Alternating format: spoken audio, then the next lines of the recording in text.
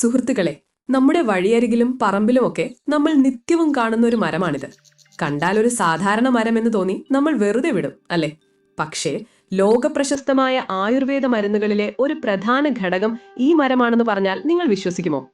ആധുനിക മെഡിസിൻ പോലും അത്ഭുതത്തോടെ നോക്കിക്കാണുന്ന, പുരാണങ്ങളിൽ വരെ പരാമർശമുള്ള ഇതിന്റെ ഗുണങ്ങൾ അറിഞ്ഞാൽ നിങ്ങൾ ശരിക്കും ഞെട്ടും. ഈ മരത്തിന്റെ പേര് ആവൽ എന്നാണ്. ഇതിന്റെ പിന്നിലെ ആരും അറിയാത്ത രഹസ്യങ്ങളിലേക്ക് നമുക്കൊന്ന് പോകാം. ആദ്യം തന്നെ ഇതിന്റെ ശരിയായ പേരൊന്ന് പരിചയപ്പെടാം. ഇതിനെ ശാസ്ത്രീയമായി ഹോളോപ്റ്റീലിയ ഇന്റഗ്രിഫോളിയ എന്നാണ് വിളിക്കുന്നത്. ഇംഗ്ലീഷിൽ ഇതിന് ഇന്ത്യൻ എൽം അല്ലെങ്കിൽ ജംഗിൾ കോർക്ക് ട്രീ എന്നും പേരുകളുണ്ട്. ഇന്ത്യയിലും നമ്മുടെ അയൽ രാജ്യങ്ങളായ ശ്രീലങ്കയിലും മ്യാൻമറിലും ആണിത് കൂടുതലായി കാണപ്പെടുന്നത്. ഇനി ഇതിന്റെ പാരമ്പര്യം നോക്കിയാൽ ആയുർവേദത്തിൽ ഇതിനെ വിളിക്കുന്നത് ചിരബിൽവ എന്നാണ്. ചരക സംഹിതയും സുശ്രുത സംഹിതയും പോലുള്ള പുരാതന ഗ്രന്ഥങ്ങളിൽ ഈ മരത്തിന്റെ ഔഷധ വീര്യത്തെക്കുറിച്ച് വ്യക്തമായി പറയുന്നുണ്ട്. പുരാണങ്ങളിലും ഇതിഹാസങ്ങളിലും വനങ്ങളിലെ ഔഷധ സമ്പത്തിനെക്കുറിച്ച് വിവരിക്കുമ്പോൾ ചിരബിൽവയ്ക്ക് ഒരു പ്രത്യേക സ്ഥാനം തന്നെ നൽകിയിട്ടുണ്ട്. നമ്മുടെ മോഡേൺ മെഡിസിൻ ഇന്ന് ഇതിനെക്കുറിച്ച് വമ്പൻ പഠനങ്ങളാണ് നടത്തുന്നത്.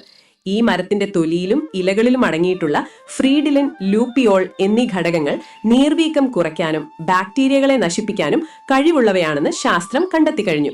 ക്യാൻസർ കോശങ്ങളെ പ്രതിരോധിക്കാനുള്ള ഇതിന്റെ ശേഷിയെക്കുറിച്ച് ഇപ്പോൾ ലോകമെമ്പാടും ഗവേഷണങ്ങൾ നടക്കുന്നുണ്ട്. ഈ മരത്തിന്റെ ഒരു പ്രത്യേകത എന്താണെന്നറിയാമോ? ഇതിന്റെ ഒരു ഭാഗം പോലും പാഴാവില്ല. ഇതിന്റെ തൊലി അരച്ചു പുരട്ടിയാൽ വിട്ടുമാറാത്ത ചർമ്മരോഗങ്ങളും നീർവീക്കവും മാറും. ഇതിന്റെ ഇലകൾ മുടികൊഴിച്ചിലിനും വട്ടത്തിൽ മുടി പോകുന്നത് തടയാനും അത്യുത്തമമാണ്. അതുപോലെ ഇതിന്റെ വേരും പൂവും കായ്കളും മൂത്രസംബന്ധമായ അസുഖങ്ങൾക്കും ശരീരത്തിലെ വിഷാംശങ്ങൾ പുറന്തള്ളാനും ഔഷധമായി ഉപയോഗിക്കുന്നു. പല പ്രധാന രോഗങ്ങൾക്കും ആയുർവേദ ഡോക്ടർമാർ നിർദ്ദേശിക്കുന്ന ചിരബിൽവാദി കഷായം ഉണ്ടാക്കുന്നത് ഈ മരത്തിൽ നിന്നാണ്.